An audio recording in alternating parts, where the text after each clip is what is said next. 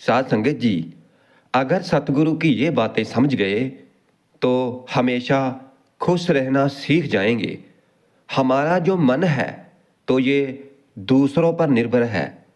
हम ये देख लेते हैं कि वो इतना खुश क्यों है, मगर हम अपने आप पर ध्यान नहीं देते। हम भी खुशी रह सकते हैं और वो भी चौबीसों घंटे खुश रह सकते हैं। हमारा सारा दिन खुशी खुशी बीत सकता है अगर हम सतगुरु की इन बातों को अपने अंदर बिठा लेते हैं तो। एक बार की बात है कि एक साधु महात्मा से सम्राट को प्रेम हो गया। सम्राट रोजाना निकलता था घोड़े पर सवार होकर अपने राज्य का चक्कर लगाने, अपनी प्रजा को देखने। और जब वो चक्कर लगाने निकलता था तो वो एक साधु को देखता था, एक पेड़ के नीचे बैठे हुए और अपनी मस्ती में मस्त। कभी वो मस्ती में नाचता रहता, कभी वो बांसुरी बजाता रहता, और कभी वो गुनगुनाता रहता गीत, और कभी चुपचाप बैठा रहता और आसमान के तारों को देखता रहता। और सम्राट जब भी उस रास्ते से गुजरता तो हर बार रुक जाता। वो खुद को उसकी छवि देखने से रोक ना पाता। कुछ देर वहीं पर खड़ा होकर उसकी मस्ती को देखता और फिर अपने घोड़े पर सवार होकर वहां से चला जाता।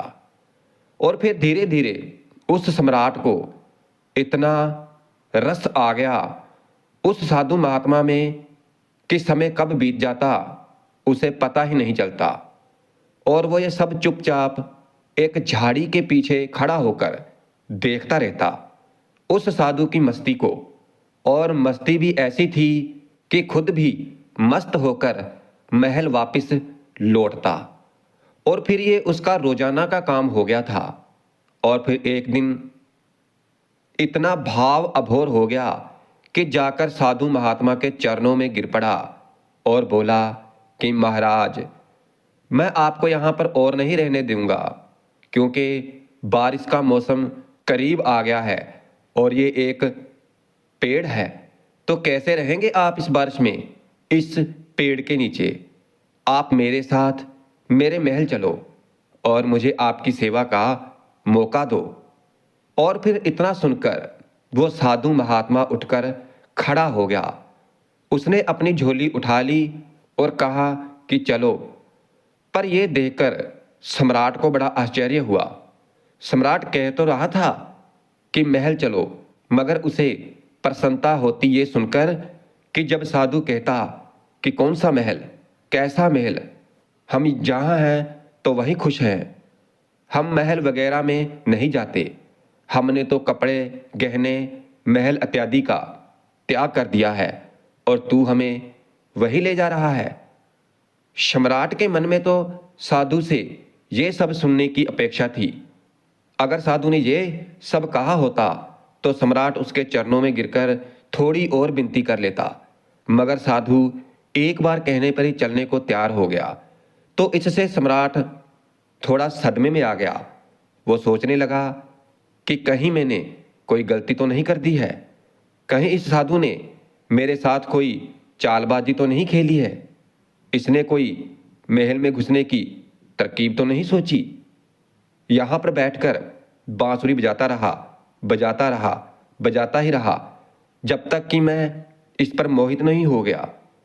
कहीं ये मेरे ऊपर जाल तो नहीं फेंक रहा, कहीं ये कांटा तो नहीं था मछली को फांसने का। मूर्ख हूं मैं जो इसके चक्कर में पड़ गया। अब तो मैं कुछ बोल भी नहीं सकता, क्योंकि इसने मुझे एक मौका भी तो नहीं दिया बोलने का। इसने एक बार भी ऐसा नहीं कहा कि नहीं नहीं, मैं यहां पर मजे में हूं, क्या गर्मी क्या बरसात, हमारे लिए सब एक है। सम्राट ने साधु की तरफ देखते हुए मन ही मन सोचा कि कैसा साधु है ये, आराम की बात आते ही तुरंत मान गया। सम्राट के मन के अंदर साधु के प्रति सारा सम्मान ही खत्म हो गया। अभी सम्राट ये सोच ही रहा था कि तब तक वो महात्मा सम्राट के घोड़े पर चढ़कर बैठ गया। सम्राट को जिंदगी में पहली बार पैदल चलना पड़ा, जबकि वह साधु बड़े आनंद से घोड़े पर बैठकर जा रहा था। सम्राट के मन को बड़ी चोट लगी। वो मन ही मन खुद को कोसने लगा कि ये तो मैंने बहुत जल्दबाजी कर दी, मुझसे बहुत बड़ी गलती हो गई इस साधु को पहचानने में। मगर अब सम्राट अपनी बात से पलट भी नहीं सकता था, क्योंकि वो अपनी जुबान का पक्का था। सम्राट ने मन ही मन खुद से कहा कि अब ये भी पड़ा रहेगा महल में, क्योंकि इतने सारे फालतू लोग पड़े हैं और अब ये भी पड़ा रहेगा। लेकिन अब सम्राट के मन से उस साधु के प्रति प्रेम और सम्मान बिल्कुल खत्म हो चुका था। अब साधु तो मजे से जाकर आराम से रहने लगा, मगर सम्राट की समस्या दिन प्रतिदिन बढ़ने लगी, क्योंकि वह साधु बड़ी मस्ती और आनंद में रहता था। सम्राट को साधु से ईर्ष्या होने लगी, और जब यही साधु जंगल में पेड़ के नीचे मस्त रहता था तो सम्राट के मन में उसके लिए आदर पैदा होता था कि वाह, कैसा गजब का त्यागी है, पास कुछ नहीं है फिर भी कितना खुश है। साधु तो पेड़ के नीचे भी बांसुरी ही बजाता था और महल में भी वो बांसुरी ही बजाता था। बस फर्क इतना था कि यहाँ पर वो मखमल के गद्दों पर बैठकर बांसुरी बजाता था और वहां पर एक पेड़ के नीचे बैठकर बांसुरी बजाता था। सम्राट की छाती पर सांप लेट जाते थे ये सब देखकर कि कैसा आदमी मैं उठा लाया हूं, ये कोई साधु है। सम्राट से भी ज्यादा शान और शौकत से रहता था। सम्राट को तो चिंता फिक्र भी थी, आखिर उसका साम्राज्य, परिवार, धन दौलत सभी कुछ था। कई चिंताएं थी उसे, मगर उस साधु को तो कोई चिंता ही न थी। वो बस बांसुरी बजाए, नाचे गाए, अच्छा भोजन करे, अच्छे कपड़े पहने, और फिर 6 महीने तक सम्राट ने उसे किसी तरह से बर्दाश्त किया। मगर बात बढ़ती गई और सम्राट के लिए सहन से बाहर हो गई। और फिर एक दिन सम्राट ने साधु से बोल ही दिया कि महाराज, एक प्रश्न पूछना था, अब मुझ में और आप में क्या फर्क है? फिर साधु ने कहा कि फर्क जानना चाहते हो? सम्राट ने कहा जी महाराज। साधु ने कहा कि तुम 6 महीने क्यों फालतू में परेशान रहे? ये प्रश्न तुम्हें उसी वक्त पूछ लेना चाहिए था जब मैं तुम्हारे घोड़े पर बैठा था, क्योंकि मैंने तो देख ही लिया था। ये प्रश्न तुम्हारे मन में उसी वक्त उठ गया था जब मैं झोला उठाकर राजी हुआ था तुम्हारे साथ चलने को। मैंने उसी समय तुम्हारा चेहरा पढ़ लिया था कि ये प्रश्न तो उसी समय तुम्हारे अंदर पैदा हो गया था। अरे मूर्ख, तूने वे वजह 6 महीने तक अपनी छाती क्यों जलाई? वहीं पूछ लिया होता, मैं झोला रखकर फिर उसी पेड़ के नीचे बैठ जाता। कैसा संकोच, किस बात की लाज रखी तूने? लेकिन मैं इंतजार ही कर रहा था कि आखिर कब तक तुम पूछते हो। तो फिर कल सुबह फर्क बता ही देता हूं तुम्हें, मगर हां, नगर के बाहर जाकर बताऊंगा। और फिर अगली सुबह सम्राट जल्दी से उठा, उत्सुक था ये जानने को आखिर क्या फर्क है। सम्राट ने सोचा कि आखिर क्या फर्क हो सकता है, मुझे तो कुछ भी नहीं लगता। खाना जो मैं खाता हूं ये भी वही खाता है, और मुझसे भी ज्यादा मांगे करता है कि ये लाओ वो लाओ। मैं जिस कमरे में रहता हूं ये उससे भी आलीशान कमरे में रहता है। मेरा तो 2-3 नौकरों से काम चल जाता है और ये दिन भर 15-20 को उलझाए रखता है। इसकी जरूरतों का तो कोई अंत ही नहीं है, मांगता ही चला जाता है। कपड़े शानदार पहनता है, जिससे कोई देखे तो समझे कि ये मेरा कोई मंत्री इत्यादि है। ये तो इस महल का सम्राट दिखाई देता है। कम से कम महल के बाकी लोग मुझसे डरते तो हैं, मगर इसकी आंखों में तो डर नाम की कोई चीज ही नहीं है।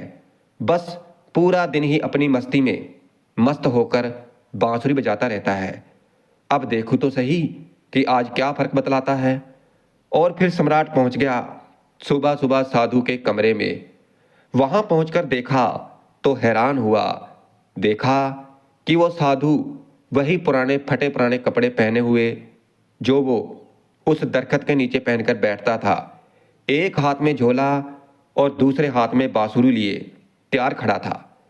और सम्राट को देखते ही साधु ने कहा कि चले महाराज। और फिर इसके बाद वो दोनों महल से बाहर निकल आए और चलते चलते नगर की नदी को भी पार कर गए और कुछ देर बाद वो नगर से काफी दूर निकल आए।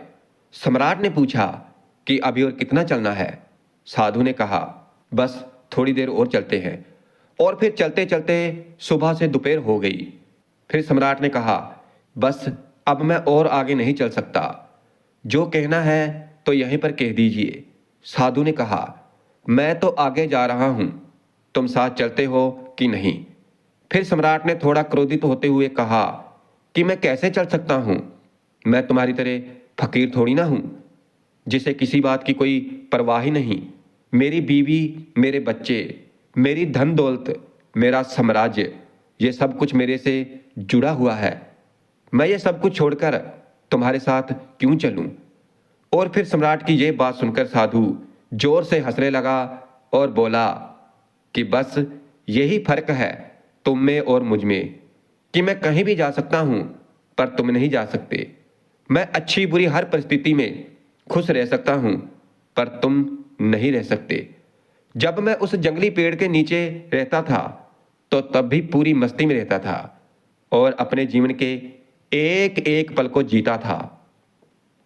और जब मैं महल में चला गया तो वहां भी इस अनमोल जीवन के एक एक पल को पूरी मस्ती और आनंद के साथ जिया।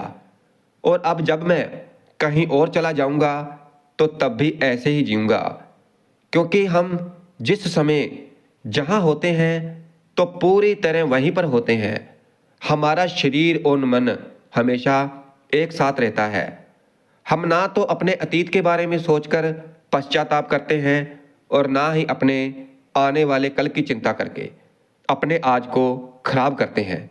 हम तो बस आज में जीते हैं, क्योंकि हम समझ चुके हैं, क्योंकि जीवन तो आज भी और अभी और इस पल को जीने में है। बस यही छोटा सा फर्क है तुझ में और मुझ में, कि तुम्हें परिस्थितियां चलाती हैं और हम परिस्थितियों को चलाते हैं। तुम खुश रहोगे या दुखी, ये तो तुम्हारे आसपास की घटनाओं पर निर्भर करता है। हमारे लिए ये घटनाएं जीवन का एक हिस्सा मात्र है, जिससे हम थोड़ा सा भी विचलित होए बिना निकल जाते हैं। हम ना तो दुख आने पर विचलित होते हैं और ना ही सुख आने पर उत्साहित। हम परिस्थिति में खुद को मस्त और स्थिर रखते हैं, क्योंकि हमने जान लिया है कि ना तो दुख ही सदा रहने वाला है और ना ही सुख। इसीलिए हर हाल में खुश रहते हैं।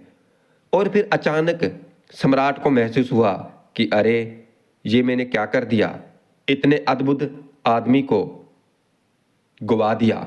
6 महीने मैं इसके साथ रहा पर एक दिन भी सत्संग नहीं कर पाया।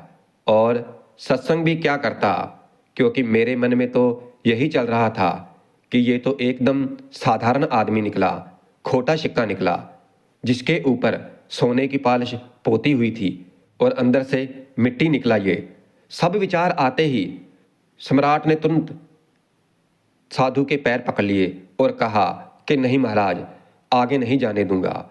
फिर साधु ने कहा कि देख, मुझे कोई परेशानी नहीं है, ये रहा तेरा घोड़ा, मैं फिर इसी पर बैठकर महल वापस चला जाऊंगा, लेकिन फिर तुझे मेरी परेशानी होगी। फिर ये सुनते ही सम्राट के मन में फिर वही विचार आया कि अरे, ये तो फिर आसानी से मान गया। और फिर साधु महात्मा ने सम्राट की आंखों में कुछ देर तक बहुत ध्यान से देखा और कहा कि नहीं, मैं अब वापस नहीं आऊंगा, क्योंकि तू फिर नहीं सुधरेगा, फिर तुझे परेशानी होगी, फिर तू मुझसे ईर्ष्या करेगा और रात दिन परेशान रहेगा। और हमारा क्या, हम तो सन्यासी हैं, हमारे लिए महल और जंगल सब एक समान है, हमें कोई समस्या नहीं, क्योंकि जिसे समस्या है तो वो सन्यासी ही नहीं। मेरी बांसुरी जैसे महल में बजती थी तो वैसे ही जंगल में भी बजेगी और बजती ही रहेगी। और फिर इतना कहकर वो साधु वहां से चला जाता है और सम्राट वहीं खड़ा खड़ा उस सन्यासी को जाता हुआ देखता रहता है। साथ संगत जी, हमें इस कहानी से 2 बातें सीखने को मिलती है। पहली, कि इंसान किसी भी चीज की इज्जत तभी तक करता है जब तक वो चीज उसके पास नहीं होती, और फिर वो वस्तु और वो इंसान मिल जाने के बाद व्यक्ति उसे उचित सम्मान देना बंद कर देता है और फिर उसे अपनी इस गलती का एहसास तब होता है जब वो वस्तु या इंसान उसके जीवन से चला जाता है। जैसे उस सम्राट को वो साधु महात्मा तब तक बहुत त्यागी और महान प्रतीत हो रहा था जब तक वो जंगल में रहता था, और लेकिन जैसे ही वो सम्राट के साथ उसके महल चला गया तो सम्राट उसे तुच्छ समझने लगा और उससे पीछा छुड़ाने का प्रयास करने लगा। लेकिन फिर भी साधु जब उससे दूर चला गया तो फिर वो सम्राट को अच्छा प्रतीत होने लगा। इसीलिए किसी भी व्यक्ति को बहुत ही सोच समझकर अपनाना चाहिए, और जब अपना लो तो फिर उसे ठुकराओ मत। और दूसरी सीख कि परिस्थिति चाहे जैसी भी हो तो हर हाल में मस्त रहो, ठीक उस साधु महात्मा की तरह जो जंगल में भी उतनी ही मस्ती से रहता था जितनी मस्ती से वो महल में रहता था। क्योंकि सुख और दुख के प्रति समान भाव रखना ही जीवन जीने का सही तरीका है। और यही बात श्रीमद् भगवत गीता में भी कही गई है कि अतीत के लिए पश्चाताप मत करो, भविष्य की चिंता मत करो, केवल वर्तमान के हर पल को पूरी जागरूकता और आनंद के साथ जीवो, और तभी तुम्हारा जीवन खुशी और शांति से भर पाएगा। और परमात्मा की भक्ति करो। पूरे दिन के अंदर 24 घंटों में से थोड़ा सा समय निकालकर उस परमात्मा की भक्ति जरूर करो। जो सतगुरु ने नामदान बख्शा है तो उस नाम की कमाई करो, नाम का सिमरन भजन करो।